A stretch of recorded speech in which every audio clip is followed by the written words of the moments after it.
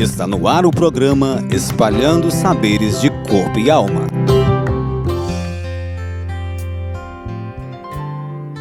Como é bom estar nesta sintonia com você, jovem do 9º ano. Este é o Espalhando Saberes de Corpo e Alma. Fique ligado e junte-se a quem é especial para você. Sou Valdimar e hoje bateremos um papo legal com Priscila, que traz outro tema agradável para os seus ouvidos. Vamos lá, Priscila. Qual é a novidade para hoje? Olá, jovem aluno do 9º ano. Feliz demais em poder estar mais uma vez com vocês. Hoje vamos falar a respeito do bullying. Tenho certeza que você já ouviu falar nessa palavra, não é verdade? Ótimo! O que seria bullying? Vamos lá! O bullying é todo ato de violência física ou psicológica, com a intenção e repetição de comportamento que ocorre sem nenhum motivo específico. Ou seja, é uma violência onde o coleguinha fere o outro sem motivo nenhum. O bullying pode ser praticado por uma pessoa ou grupos de pessoas, contra uma ou mais pessoas com o objetivo de machucá-las. Na prática do bullying, temos a presença de uma palavra chamada violência. Explique melhor para o nosso jovem aluno, Priscila, o sentido desta palavra. Beleza, meu amigo Valdimar. Você, jovem aluno, sabe o que é violência? No contexto de sua idade, é provável que você já tenha sofrido algum tipo de violência, seja na escola ou na rua. Então deve saber do que se trata. Então, a violência é o uso da agressividade com a intenção de machucar outra pessoa. No bullying, existem vários tipos de violência, porém, as violências mais comuns são a violência física e a violência psicológica. Agredir uma pessoa fisicamente com chutes, socos, murros, repetidas vezes, é tido como violência física.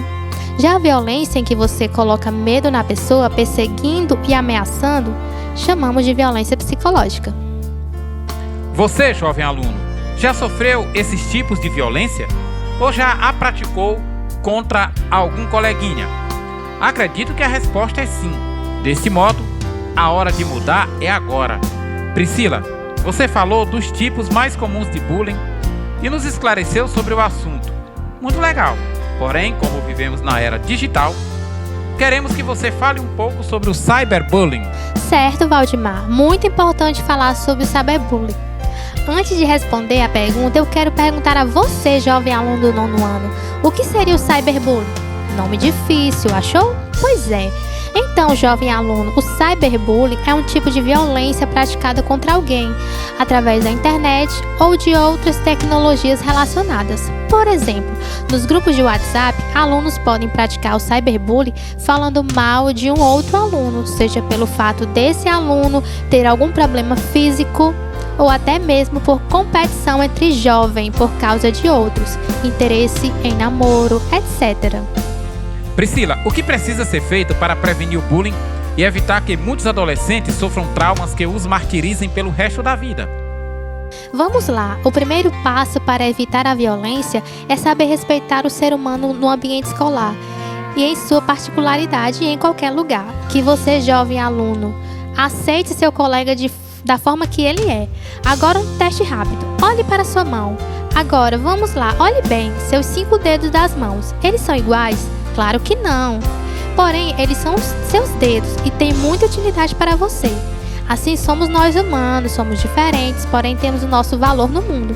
Ser diferente é legal, somente ame e respeite. Um forte abraço e até o nosso próximo encontro. Um forte abraço e até o nosso próximo encontro.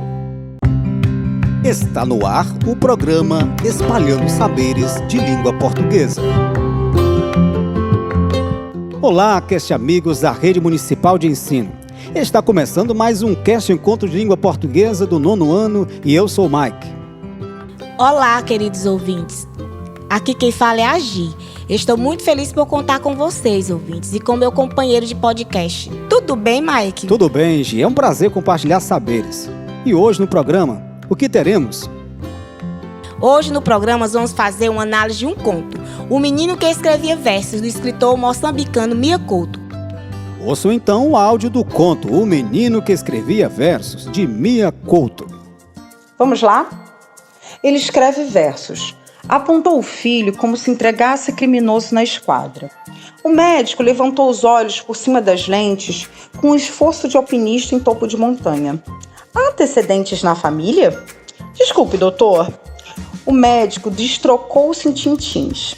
Dona Serafina respondeu que não. O pai da criança, mecânico de nascença e preguiçoso por destino, nunca espreitara uma página. Lia motores, interpretava chaparias. Tratava bem, nunca lhe batera, mas a doçura mais requintada que conseguira tinha sido em noite de núpcias. Serafina, você hoje cheira a óleo castrol. Ela até hoje se comove com a comparação. Perfume de igual qualidade, qual outra mulher ousa sequer sonhar? Pobres que fossem esses dias, para ela tinham sido lua de mel. Para ele não fora senão período de rodagem. O filho fora confeccionado nesses namoros de unha suja, restos de combustível manchando o lençol e oleosas confissões de amor. Tudo corria sem mais. A oficina mal dava para o pão e para a escola do miúdo. Mas eis que começaram a aparecer, pelos recantos da casa, papéis rabiscados com versos. O filho confessou, sem pestanejo, a autoria do feito. São meus versos, sim. O pai logo sentenciara. Havia que tirar o miúdo da escola. Aquilo era coisa de estudos a mais, perigosos contágios, más companhias. Pois o rapaz, em vez de se lançar no esfrega-esfrega com as meninas, se acabrunhava nas penumbras e, pior ainda, escrevia versos. O que se passava? Mariquice intelectual ou carburador entupido? Avaria dessas que a vida do homem se queda em ponto morto? Dona Serafina defendeu o filho e os estudos. O pai, conformado, exigiu, então, ele que fosse examinado. O médico que faça a revisão geral, parte mecânica, parte elétrica. Queria tudo, que se afinasse o sangue, calibrasse os pulmões e, sobretudo, lhe espreitassem o nível do óleo na figadeira. Houvesse que pagar por sobressalentes, não importava. O que urgia era por cobro aquela vergonha familiar. Olhos baixos, o médico escutou tudo sem deixar de escrevinhar num papel. Aviava já a receita para poupança de tempo. Com enfado, o clínico se dirigiu ao menino. Dói-te alguma coisa? Dói-me a vida, doutor. O doutor suspendeu a escrita. A resposta, sem dúvida, o surpreendera.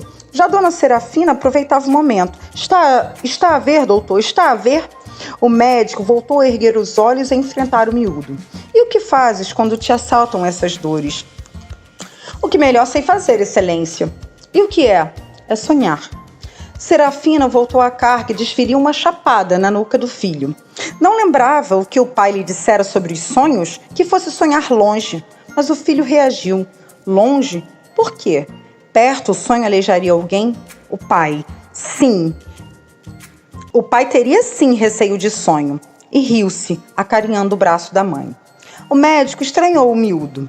Custava a crer visto a idade. Mas o moço, voz tímida, foi-se anunciando que ele, modéstia apartada, inventara sonhos desses que já nem há, só no antigamente, coisas de bradar a terra.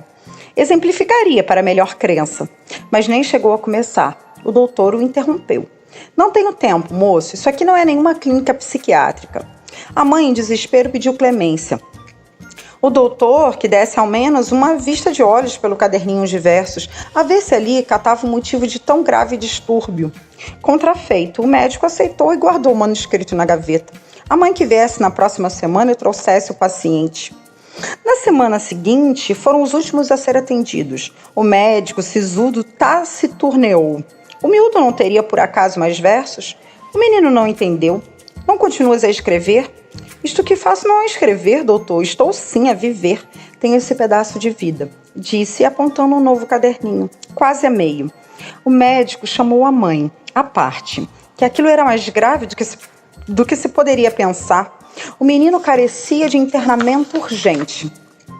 Não temos dinheiro, fungou a mãe entre soluços. Não importa, respondeu o doutor, que ele mesmo assumiria as despesas e que seria ali mesmo na sua clínica que o menino seria sujeito a devido tratamento. E assim se procedeu. Hoje, quem visita o consultório raramente encontra o médico. Manhãs e tardes, ele se senta num recanto do quarto onde está internado o menino. Quem passa pode escutar a voz pausada do filho do mecânico que vai lendo, verso a verso, o seu próprio coração. E o menino e o médico, abreviando os silêncios, não pare, meu filho, continue lendo. De que vale ter voz, se só quando não falo é que me entendem? De que vale acordar, se o que vivo é menos do que o que sonhei?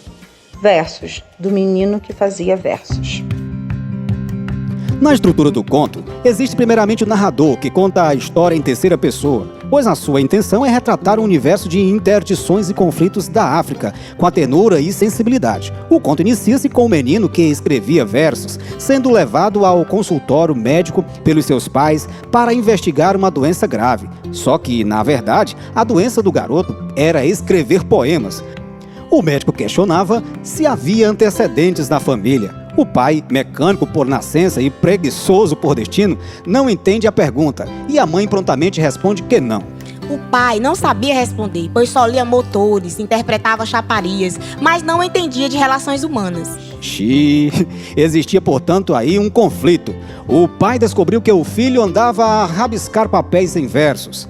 Acusava a escola de influenciar tal prática e desejava retirá-lo do colégio, justificando: aquilo era coisa de estudos a mais, perigosos contágios, más companhias, pois o rapaz, em vez de se lançar no esfrega-refrega com as meninas, se acabrunhava nas penumbras e, pior ainda, escrevia versos. Pois é, só que a mãe discordava dele. Ela via o mundo com percepção diferente, apesar de pertencer ao meio rude, de escassos recursos, e mesmo conformada com a realidade em que vive, queria que seu filho estudasse. Atentem-se para o fato de que o menino se sentia vivo quando escrevia, sonhava, libertava-se das amarras opressoras. Por outro lado, seus pais viviam o dia a dia sem expectativas de melhora, sem esperanças e sem sonhos. Faltavam-lhes esses elementos fundamentais ao ser humano que dão um sentido à vida. Além disso, o fato de um menino ser poeta é visto com certa resistência pelos pais. O ideal seria demonstrar virilidade. Apesar das intensas transformações sociais, ainda persiste essa visão. Após a insistência da mãe, o médico ficou, ao menos, com um caderninho de versos para fazer um diagnóstico. Aí o médico recebeu a complexidade, ou melhor, o médico percebeu a complexidade da situação. A escrita era uma forma de desabafo diante de uma realidade tão perversa, preconceituosa, excludente. Talvez fosse a forma encontrada de integrar-se ao mundo. O menino disse ao médico que quando escrevia estava a viver. Enfim, o médico percebeu que o pai estava querendo retirar o fio de vida do menino. Sendo assim, o médico optou por interná-lo em sua própria clínica, pois é uma maneira de mantê-lo vivo. Pois é, e aí chega o desfecho. O médico internou o menino, não por motivos de saúde, mas para ouvir o que se passava no coração da criança. E a magia da literatura permeia essa história, mesmo diante de um ambiente hostil como o que vivia o menino. Possibilitou-nos sim pensar o mundo em que vivemos. Amou esse conto, Gi? Amei esse conto. Mas já estamos chegando ao final, não é isso? É, infelizmente. Pois bem, eu quero contar com você no nosso próximo encontro, porque teremos algo surpreendente de Léo Cunha. Até o nosso próximo encontro. Fiquem com Deus. Está no ar o programa Espalhando Saberes de Matemática. Olá, galera do nono ano. Sejam todos bem-vindos a mais um encontro do Clube da Matemática. Eu sou a apresentadora Luísa e nesse maravilhoso programa iremos trabalhar com a mais linda e bela ciência, a ciência exata. Para esse momento, convido o professor de matemática, Anderson, para participar desse incrível clube. Olá, Luísa. Olá, galerinha do Clube da Matemática. Sou o professor Anderson e no encontro de hoje, o nosso estudo é referente ao segundo material, na página 56, e nosso tema de hoje é fração geratriz. Estou ansioso por essa aula. E já indo direto ao ponto, pode nos explicar o que é uma fração geratriz? Posso sim, Luísa. Então vamos lá. Fração geratriz é aquela que, quando dividimos seu numerador pelo denominador, o resultado será uma dízima periódica, um número racional e decimal. Lembrando, os números decimais periódicos apresentam um ou mais algarismos que se repetem infinitamente. Esse algarismo ou algarismos que se repetem representam o período de um número. Professor, então período é repetição do valor numérico? Isso mesmo, Luísa. E quando a parte decimal é composta apenas por um período, a dízima é classificada como simples. Por exemplo, na fração 4 nonos ou 4 sobre 9. Na divisão de 4 por 9, nós vamos obter 0,4444 reticências.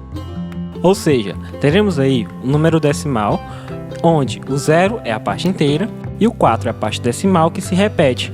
Como é apenas um algarismo, a nossa dízima periódica é simples. Um outro exemplo seria 32 sobre 9. Nessa divisão, nós vamos encontrar o número 3,5555 reticências. Nesse caso, a parte inteira é o 3 e o período é o 5. Ok, professor. Essa parte de transformar a fração em um decimal eu compreendi. Mas quando temos um decimal, como podemos encontrar a fração que o originou? Bom, Luísa, estava quase chegando aí. Existe um método muito interessante para que a gente possa chegar a essa fração. Pois nos mostre, professor. Estou curiosa. Então vamos lá. Para que possamos encontrar a fração geratriz de uma dízima periódica, muitas vezes é necessário que possamos efetuar cálculos. Por exemplo, em expressões numéricas, para descobrir a fração geratriz de uma dízima periódica simples, devemos seguir os simples passos, que são: primeiro, igualar a dízima periódica a uma incógnita, por exemplo, x, de forma a escrever uma equação de primeiro grau. Segundo, multiplicar ambos os lados da equação por um múltiplo de 10. Assim, podemos descobrir qual será o múltiplo e identificar quantas casas decimais devemos mover para que o período fique antes da vírgula. Terceiro, Luísa, devemos diminuir a equação que a gente encontrou inicialmente. E, por último, o quarto passo é isolar a incógnita. Não, professor. É melhor fazer o exemplo. Eu não entendi foi nada. Ok, Luísa, pois preste bem atenção. Vamos aqui encontrar a fração geratriz do número 0,8888 reticência.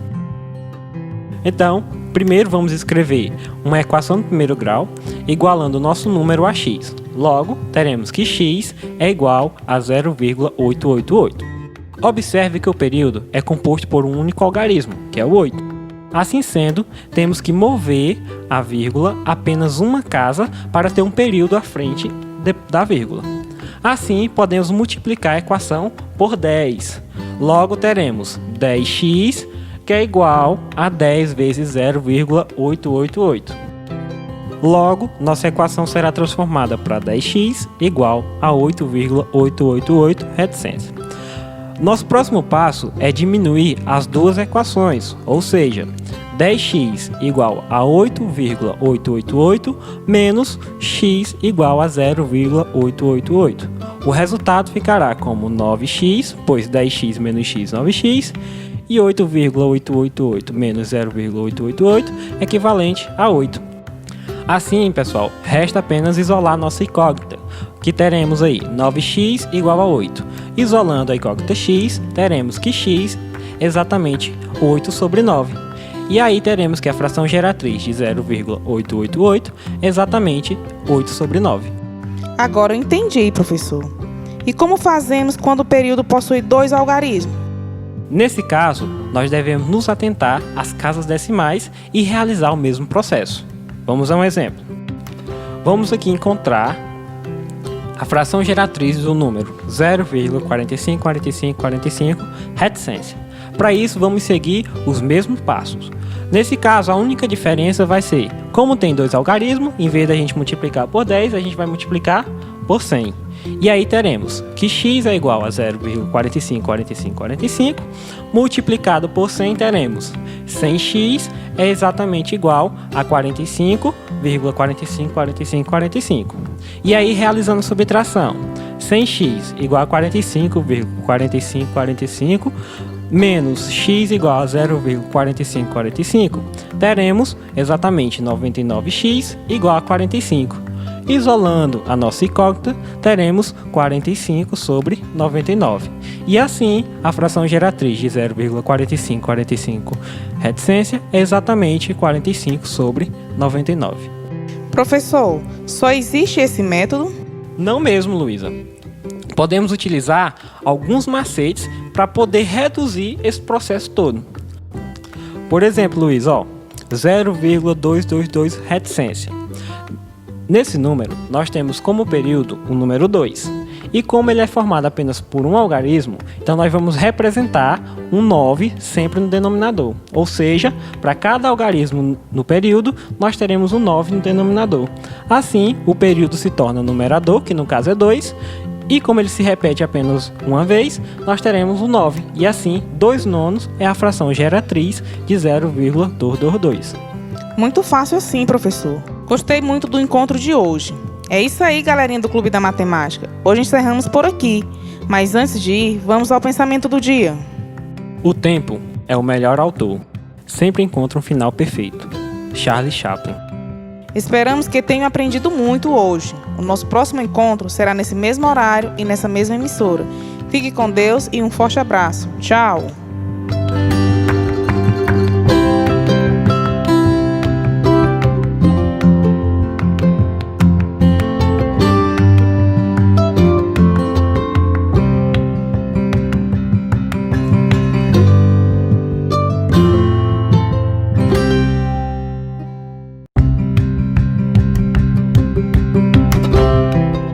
Está no ar o programa Espalhando Saberes de Arte e Cultura. Olá, queridos alunos do 9º ano. Estamos aqui para a nossa 5ª radioaula Espalhando Saberes, agora com o componente curricular de artes. Eu sou a professora Ruth e sejam todos bem-vindos para juntos aprendermos.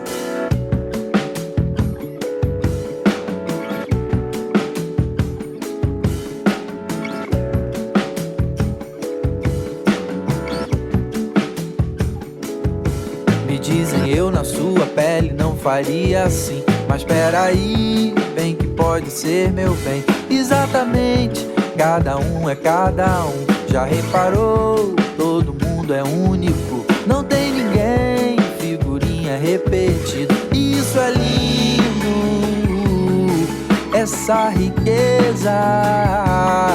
Por ser diverso, tanta beleza.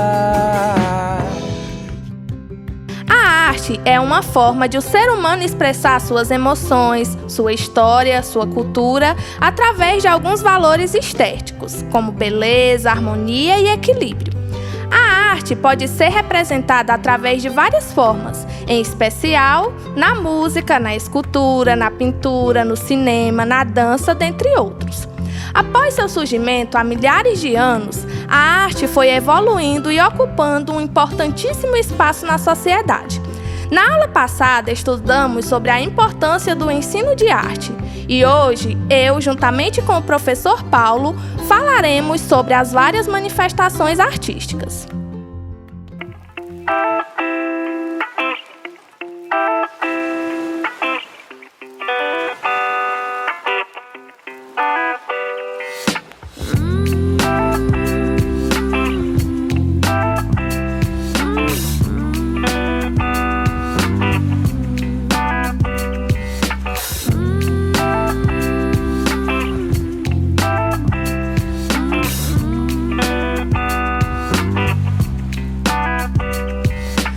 Pessoas dizem que não têm interesse pela arte e nem por movimentos ligados a ela. Porém, o que elas não imaginam é que a arte não se restringe à pintura e à escultura, mas também pode ser representada por formas mais populares, como a música, o cinema e a dança. Essas formas de artes são praticadas em todo o mundo e em diferentes culturas. Verdade, Ruth. A arte é uma criação humana, com valores estéticos, como beleza, equilíbrio, harmonia, que sintetizam emoções, história, sentimentos e a cultura. Com certeza.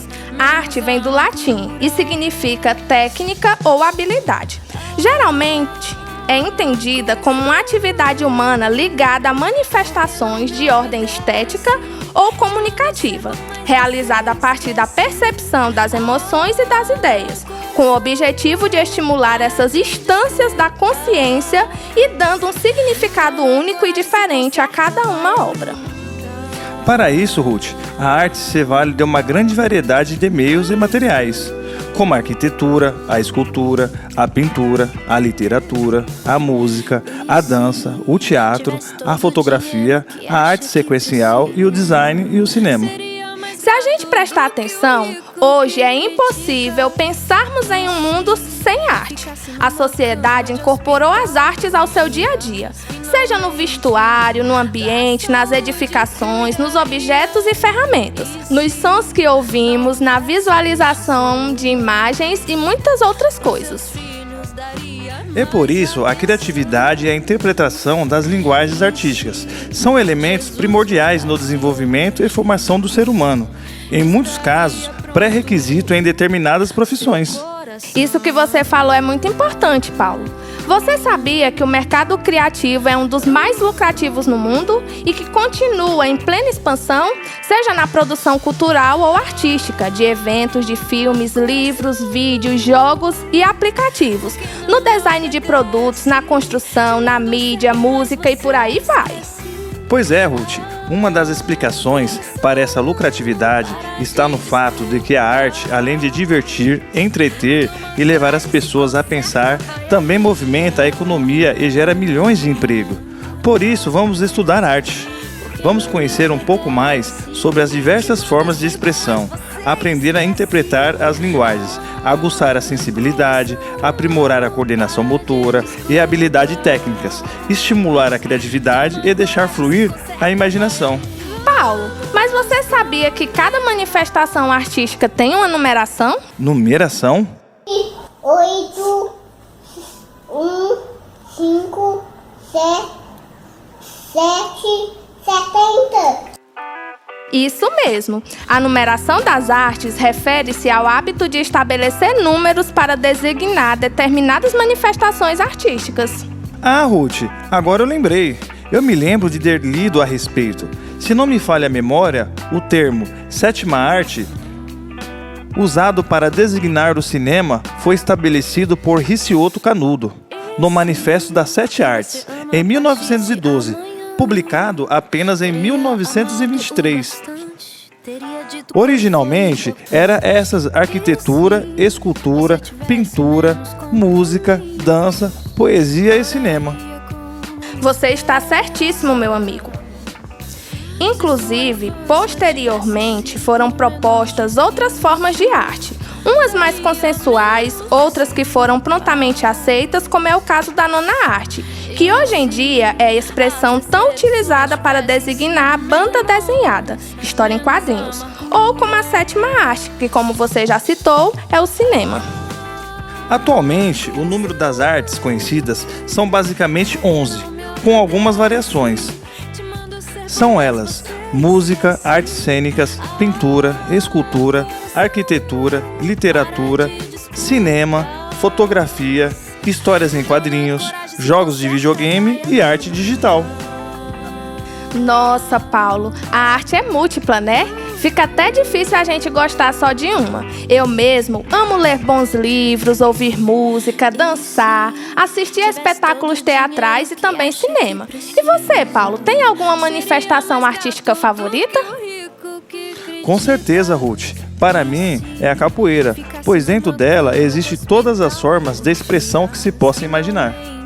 Legal! Eu também perguntei para alguns alunos do nono ano quais eram as suas manifestações artísticas favoritas. Vamos ouvir o que eles falaram? Olá, galera. Eu sou o aluno Augusto de Jesus, do nono ano Solidariedade da Escola Municipal Juarez de Itapetí. E vou falar aqui qual tipo de arte eu gosto mais. Bom, entre todos os tipos de arte, eu gosto mais da música, pois além de ser uma boa forma de se expressar e passar sentimentos, nos causa várias sensações, seja de alegria, tristeza ou prazer. Vai depender do que a música quer passar, né? Mas o principal motivo para eu gostar tanto da música é o fato dela nos trazer pensamentos profundos, assim nos tranquilizando e fazendo com que esqueçamos um pouco dos nossos problemas e nos levando para outro mundo. E é isso, mas resumindo, com a música tudo fica melhor.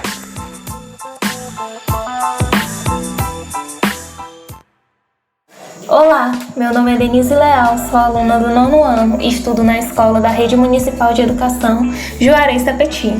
Hoje vim falar sobre qual numeração de artes mais gosto. Geralmente, gosto de todas, pois acho que cada uma tem algo de novo a nos ensinar. Mas particularmente, me identifico com duas. A música, pelo simples fato que por meios de sons e letras bem colocadas, trazem um sentimento muito bom, fazendo assim que tenhamos inspirações ao longo do dia. Gosto também da fotografia, pois amo tirar fotos não só de mim, mas aquilo que enxergo como um modelo para uma boa fotografia. Esses tipos de artes citados fazem com que possamos sentir e ver a vida de vários ângulos, assim nos tornamos melhor a cada dia. Olá, eu sou a aluna Larissa Vitória, do nono ano B da Escola Juarez de Itapetí. Das 11 numerações que a professora citou, Eu gosto da música e da literatura, pois além de eu ler, a leitura irá me influenciar nos meus estudos e na hora de cantar uma música. Desde que descobri a música como uma forma de se expressar, dediquei-me a ela. E, na literatura, podemos colocar a nossa imaginação para criar fatos que estamos lendo. Oi, meu nome é Samuel, sou do 9º ano da Escola Municipal Juarez Tapeti. Dentre as artes que eu mais gosto é a música, porque além de ser divertida, me ajuda a passar o tempo na quarentena. Muito bom! Professora Ruth, o papo está agradável, mas nosso programa está chegando ao fim. Verdade, Paulo. Aprender é tão bom que a gente nem percebe o tempo passar. Bom, queridos alunos, se vocês querem aprender mais sobre tudo que foi ensinado hoje, vocês podem ler nas páginas 42 e 43 do caderno de estudo. Espero que vocês tenham gostado da aula e aprendido bastante. Nos encontramos na próxima aula para juntos espalharmos conhecimento de artes. Um forte abraço e até mais!